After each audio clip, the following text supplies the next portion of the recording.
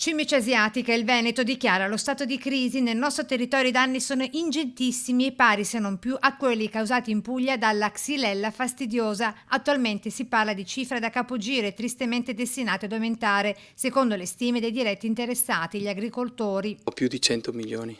Più di 100 milioni. Qua veramente è un problema grave perché non si hanno le risorse, siamo in un tavolo verde proprio con la regione, ma non abbiamo le risorse per poter far fronte a tutti questi danni. In ginocchio al momento più di 100 varietà di piante con la frutticoltura in testa, ma la finestra potrebbe allargarsi. La cimice asiatica infatti ha gusti molto variegati, purtroppo pur di qualità, con danni stellari. La Xylella è stata stimata 1 miliardo e 200 milioni, noi non andiamo distanti. Oggi il punto sui danni causati al tavolo verde convocato dalla Regione, che ha stanziato 1 milione di euro per le emergenze. Non bastano, dicono i produttori, che prima di estirpare le piante ormai tristemente compromesse chiedono l'introduzione immediata dell'antagonista, la cimice, la vespa samurai.